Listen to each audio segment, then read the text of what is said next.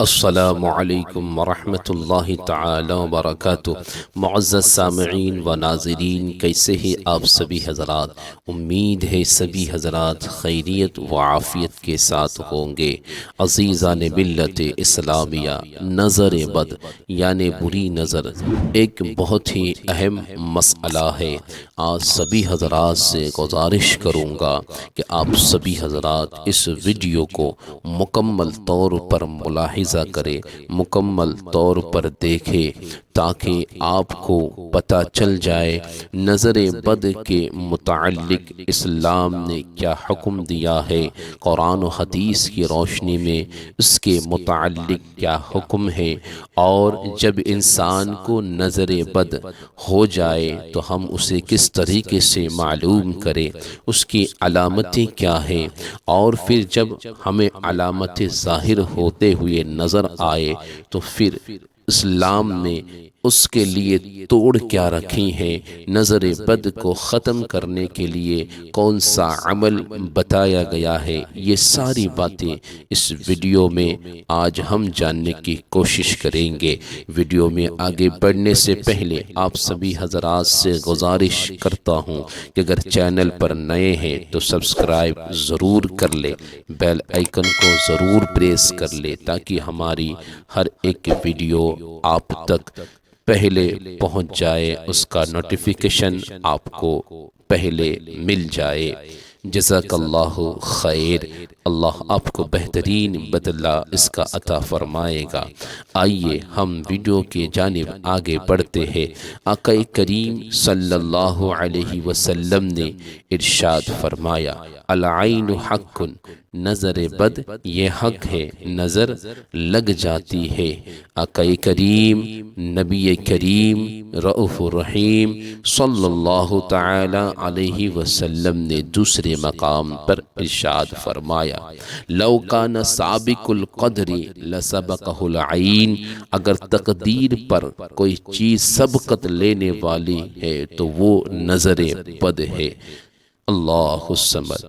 آقا کریم صلی اللہ علیہ وسلم کی دوسری حدیث جو صحیح مسلم میں روایت ہے، آقا نے ایک بچی کو دیکھا جو پیلی ہو چکی تھی، جس کا رنگ پیلا پڑ چکا تھا۔ آقا نے فرمایا، اسے دم ڈالو، اسے نظر لگی ہوئی ہے۔ آقا کریم صلی اللہ علیہ وسلم نے دوسرے حدیث میں ارشاد فرمایا کہ قیامت کے نزدیک، قرب قیامت، اکثر نوجوان اور اکثر اونٹ نظر بد کی بنا پر قبروں میں جائیں گے، یعنی نوجوان اور اونٹ نظر بد کی بنا پر موت کے منہ میں چلے جائیں گے۔ دور حاضر میں آپ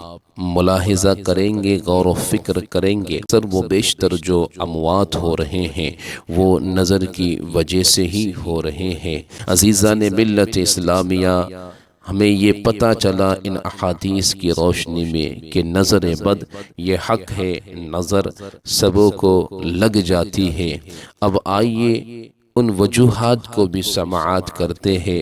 جن وجوہات کی بنا پر اکثر و بیشتر نظر بد کے ہم شکار ہو جاتے ہیں۔ سب سے پہلے آپ یہ بات ذہن و فکر میں بٹھا لیں اور اچھے طریقے سے بسا لیں کہ جو کچھ بھی ہوتا ہے وہ اللہ کی طرف سے ہی ہوتا ہے، کیونکہ اس دنیا کے اندر جب ہم آ گئے ہیں، اب ہمیں یہاں رہنا ہے تو ہماری آزمائش ضرور ہونی ہے۔ تو یاد رکھیے، جس طرح ہم کسی اور چیز کے ذریعے سے بیمار ہوتے ہیں، وائرس کے ذریعے سے، جراثیم کے ذریعے سے، ٹھیک اسی طریقے سے ہم نظر بد کے ذریعے سے بھی بیمار ہوتے ہیں۔ اور ایک چیز یہ بھی یاد رکھیے کہ انسان کی زندگی میں جب ذکر و اذکار کی کمی ہوتی ہے، تلاوت کی کمی ہوتی ہے، نمازوں کی کمی ہوتی ہے، انسان عبادت سے دور ہوتا ہے، تو پھر وہ اس بنا پر بھی نظر بد کا شکار ہو جاتا ہے۔ فرماتے ہیں یہ نظر بد ایک تیر کی طرح ہے جو حاسدین کے یعنی حسد کرنے والوں کے دشمنوں کے نفس سے نکلتی ہے، تو کبھی یہ تیر سیدھا نشانے پر لگ جاتی ہے اور کبھی یہ خطا کر جاتا ہے۔ تو جس انسان کی زندگی میں عبادت کی اور ذکر و اذکار کی کمی ہوتی ہے، یہ تیر سیدھا اس نشانے پر لگ جاتا ہے، اور جس انسان کی زندگی میں ذکر و اذکار کی، تلاوت کی، عبادت کی، اللہ کے اس کے رسول کی ذکر کی کثرت ہوتی ہے، تو یہ تیر خطا کر جاتا ہے۔ تو عزیزان ملت اسلامیہ یاد رکھیے، ذکر و اذکار سے ہر وقت ہم سرشاد رہے، ہماری زبانیں تر رہے، تو انشاءاللہ ہم ایسے نظر بد سے محفوظ ہو جائیں گے۔ اب آئیے کچھ اس کی علامتیں بھی سماعت کرتے ہیں کہ جب کسی کو ہو جائے تو پھر ہمیں پتہ کیسے چلے اور ہم معلوم کیسے کریں۔ تو سب سے پہلی بات تو یاد رکھیے کہ کچھ بیماری کی شکل میں بھی اس کی علامتیں ظاہر ہوتی ہے، جیسے چہرے پر دھبے پڑ جانا، جو حضرت ام سلمہ والی حدیث میں آپ نے سنا ہی ہوگا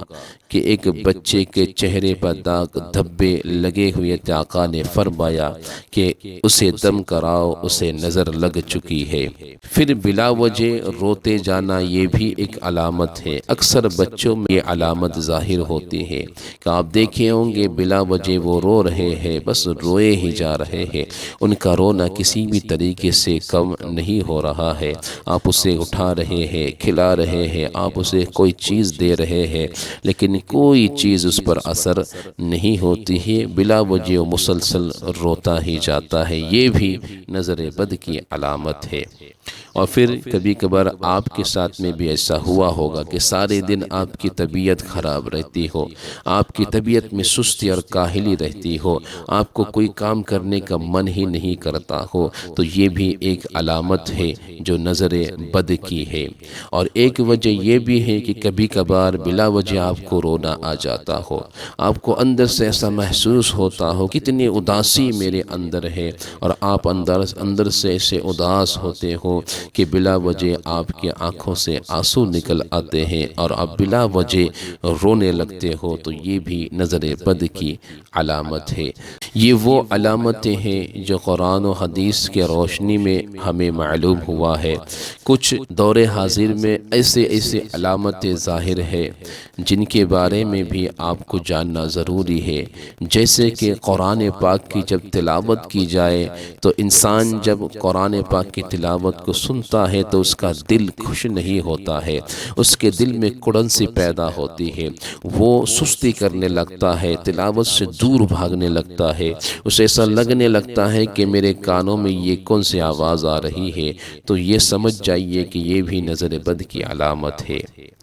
اور ایک علامت یہ بھی ہے کہ کسی کام میں آپ ماہر ہو اور پھر جب اسے کام کو کرنے لگو تو اس میں آپ سستی کرنے لگو اور آہستہ آہستہ پھر آپ بیمار ہو جاؤ، اور پھر آپ بیمار ہوتے ہوتے وہ بیماری آپ کو موت کے قریب لے آئے، آپ کا سارا کاروبار برباد ہو جائے، وقت کی پابندی ختم ہو جائے، بزنس وغیرہ سب تباہ ہو جائے، تو یہ بھی نظر بد کی علامتیں ہے۔ آج کل دیکھا جا رہا ہے کہ عورتوں کے اندر ایک علامت بہت تیزی کے ساتھ ظاہر ہو رہی ہے، وہ یہ کہ عورتوں کے سروں کے بال تیزی کے ساتھ گرنے لگتے ہیں۔ عزیزان محترم، یہ کچھ علامتیں تھیں جو میں نے آپ حضرات کے سامنے بیان کر دیے کہ ان میں سے کسی علامت کو دیکھیں تو آپ سمجھ جائیں کہ اسے نظر بد یعنی بری نظر لگ چکی ہے۔ اب آئیے حدیث کی روشنی میں، قرآن کی روشنی میں، اسلام کی تعلیمات کی روشنی میں ہم یہ بھی جان لیں کہ جب ایسی نظر کسی کو لگ جائے تو اس نظر کا علاج کیا ہے، اس بیماری کو کیسے ختم کی جائے اور اس نظر سے کیسے بچا جائے۔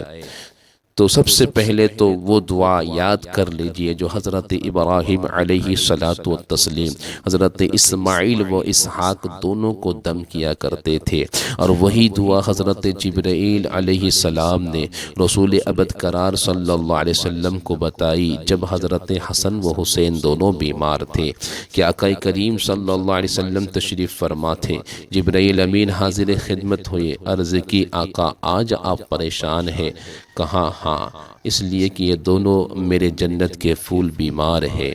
آقا کریم صلی اللہ علیہ وسلم کی بارگاہ میں جبرائیل نے عرض کی آقا یہ دعا پڑھ کر آپ دم کر دے، دونوں اچھے ہو جائیں گے۔ آقا نے اس دعا کو پڑھ کر دم کی تو وہ دونوں بچے حسن و حسین جو بیمار تھے اٹھ کر کھیلنے کودنے لگ گئے۔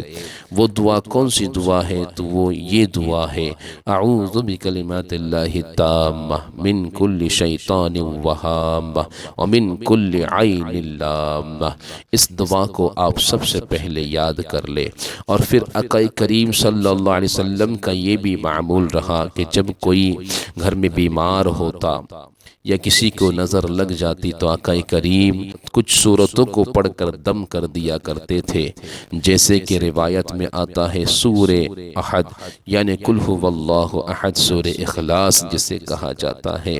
3 مرتبہ اسے پڑھ لے، پھر سورہ فلق یعنی قل اعوذ برب الفلق 3 مرتبہ اسے پڑھ لے، پھر سورہ ناس یعنی قل اعوذ برب الناس 3 مرتبہ اسے پڑھ لے، پھر یہ دعا جو میں نے ابھی آپ کو بتائی اس دعا کو پڑھ لے 3 مرتبہ، اول آخر درود پاک پڑھ لے 3 مرتبہ، اور پھر اپنے اوپر بھی دم کر لے، بچوں پر بھی دم کر دے، یا جسے نظر بد لگی ہے اسے بھی دم کر دے، انشاءاللہ العزیز اس کا نظر بد ختم ہو جائے گا۔ اپنے گھروں میں معمول بنا لے، ہر روز پڑھ کر اپنے بچوں پر دم کیا کرے، اپنے اوپر دم کیا کرے، انشاءاللہ آپ نظر بد سے ہمیشہ کے لیے محفوظ رہیں گے۔ اللہ سبحانہ وتعالی ہم سبوں کو نظر بد سے محفوظ فرمائے۔ امید ہے آپ حضرات کو بہت ساری باتیں سمجھ میں آ گئی ہوں گی، اور یہ بھی امید کرتا ہوں کہ آپ دوسروں تک ضرور اس ویڈیو کو پہنچائیں گے تاکہ دوسرے مسلمان بھائی اور بہنیں اس سے فائدہ اٹھائے، دوسرے مسلمانوں کو بھی اس سے فائدہ حاصل ہو۔ اللہ سبحانہ وتعالی عمل کی توفیق عطا فرمائے۔ السلام علیکم ورحمۃ اللہ تعالی وبرکاتہ۔